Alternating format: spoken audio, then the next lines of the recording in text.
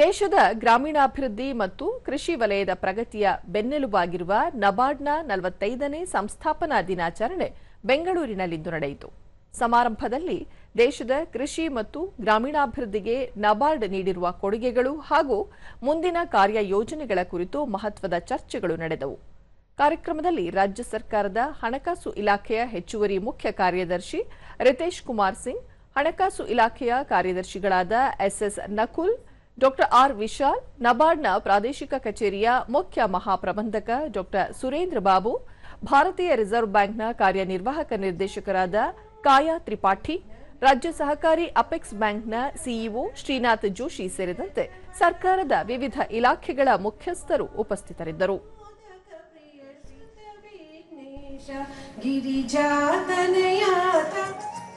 ನಬಾರ್ಡ್ನ ಸಾಧನೆಗಳ ವಿಶೇಷ ಕೈಪಿಡಿ ಹಾಗೂ ಸಾಕ್ಷ್ಯಚಿತ್ರವನ್ನು ಬಿಡುಗಡೆ ಮಾಡಲಾಯಿತು.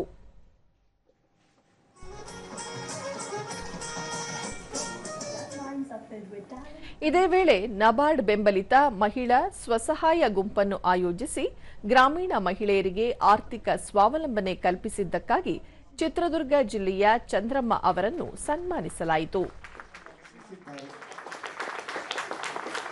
ಸನ್ಮಾನವನ್ನು ಸ್ವೀಕರಿಸಿದ ಶ್ರೀಮತಿ ಚಂದ್ರಮ್ಮ ಅವರು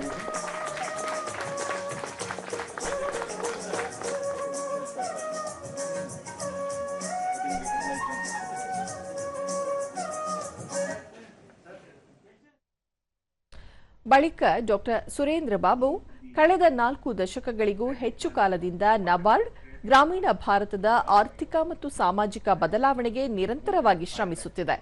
ಕೃಷಿ ಕ್ಷೇತ್ರಕ್ಕೆ ವ್ಯವಸ್ಥಿತವಾಗಿ ಸಾಲದ ಹರಿವನ್ನು ಹೆಚ್ಚಿಸುವುದು ಮಾತ್ರವಲ್ಲದೆ ಗ್ರಾಮೀಣ ಜನರನ್ನು ಸ್ವಾವಲಂಬಿಗಳನ್ನಾಗಿ ಮಾಡಲಾಗಿದೆ. ರಾಜ್ಯದಲ್ಲಿ ಗ್ರಾಮೀಣ ಮೂಲಸೌಕರ್ಯ ಅಭಿವೃದ್ಧಿ ಹಾಗೂ ಬುಡಕಟ್ಟು ಸಮುದಾಯಗಳ ಸರ್ವತೋಮುಖ ಪ್ರಗತಿಗಾಗಿ ನಬಾರ್ಡ್ ವಿಶೇಷ ಒತ್ತು ನೀಡುತ್ತಾ ಬಂದಿದ್ದು, ಮುಂದಿನ ದಿನಗಳಲ್ಲಿ ಡಿಜಿಟಲ್ ಬ್ಯಾಂಕಿಂಗ್ ಮತ್ತು ನವೀನ ತಂತ್ರಜ್ಞಾನ ವರ್ಗಾವಣೆ ಮೂಲಕ ಗ್ರಾಮೀಣ ಆರ್ಥಿಕತೆಯನ್ನು ಮತ್ತಷ್ಟು ಎತ್ತರಕ್ಕೆ ಕೊಂಡೊಯ್ಯಲು ಬದ್ಧವಾಗಿದೆ ಎಂದರು. Covering more than 16 activities, actually 16 sectors across the state.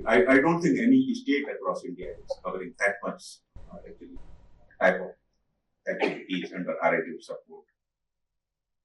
Doctor R Vishal, ಯಾವುದೇ ರಾಜ್ಯದ ಅಥವಾ ದೇಶದ ಸಮಗ್ರ ಅಭಿವೃದ್ಧಿ ಸಾಧ್ಯವಾಗುವುದು ಕಟ್ಟಕಡೆಯ ಹಳ್ಳಿಯ ಪ್ರಜೆಯು ಆರ್ಥಿಕವಾಗಿ ಸಬಲರಾದಾಗ ಮಾತ್ರ ಸಾಧ್ಯ. ಈ ನಿಟ್ಟಿನಲ್ಲಿ ನಬಾರ್ಡ್ನ ತಂತ್ರಜ್ಞಾನ ಆಧಾರಿತ ಹಣಕಾಸು ಸೇವೆ ಒದಗಿಸುತ್ತಿರುವುದು ಪ್ರಶಂಸನೀಯ ಎಂದರು. I'll fight for it. Okay, so not much I can say.